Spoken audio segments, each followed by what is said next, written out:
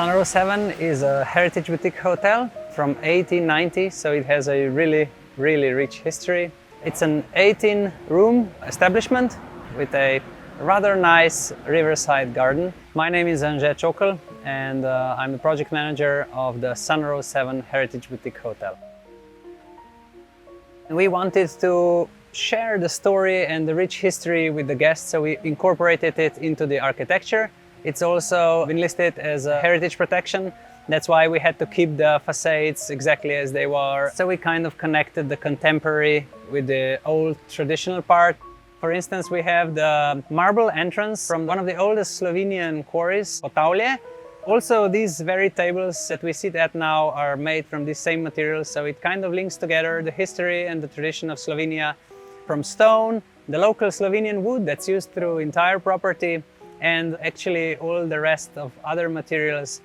Connected with history, also our wallpaper on the wall reflects the times, because we have postcards and letters from that time scanned and remade on the wallpapers that are showcased here in the lobby.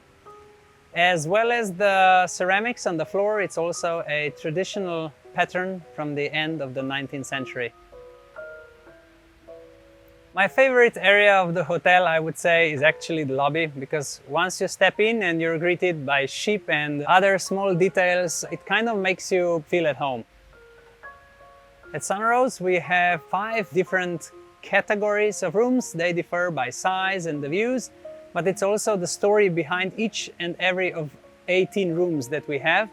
Particularly, we like to have the tradition intervene with the new kind of more contemporary looks, and rooms of the traditional look as well as the new rooms are all made from Slovenian wood. It's a massive solid wood, and they all feature different quirky, funny and interesting details for the guests' pleasure.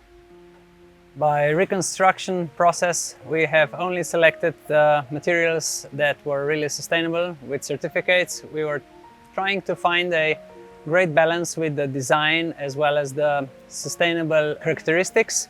From the beginning, and the starting point for us was that it should be relatively easy to maintain, to protect the nature not only by choosing the right materials, but also to consume as least energy as possible. And the whole design and the concept was also done in a way. Sunrose7 is adults only and digital detox hotel, meaning that we don't have televisions, we don't have multimedia gadgets, any kind of LCD displays or even phones at the property. From energy standpoint of view, to heat the building up, we use really efficient heat pumps. We also use the same heat pumps in reversible mode in the summer months when we need to cool down the building in case AC is needed. And we also have a secondary unit which acts as a backup. It also heats up the sanitary water for showering. And I think that the really nice thing about our fireplace is that whatever we burn in the fireplace, it's not just for the viewing pleasure, but it's also used to either heat up the sanitary water or the floor heating and the wall heating that we also use through entire property. We are really wary about water. So all of our shower caps, all of our taps have a really good mixture of air and water, so that we'll use less water without people even noticing. We also have irrigation system where we gather all the rain from all of our roofs in a huge underground reservoir, and we use that for irrigation of all our plants and everything.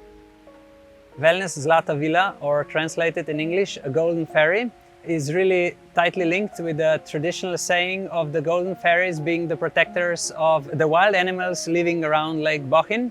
And the golden fairies were supposedly taking care of their beauty and health. And that's why we wanted to make a wellness, which we did by ourselves actually during the second Corona lockdown. And what we've only used is black and gold materials, that the design reflects the entire story.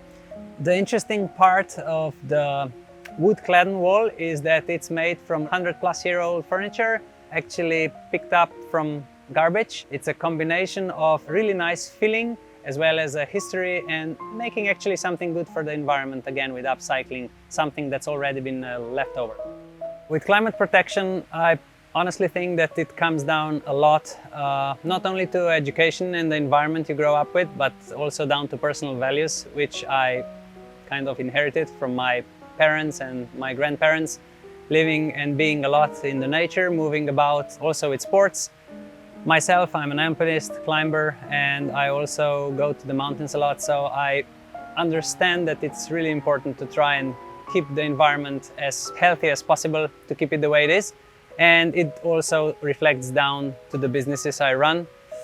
And in this project, we obviously wanted to make the most out of environmentally friendly and sustainable as we could.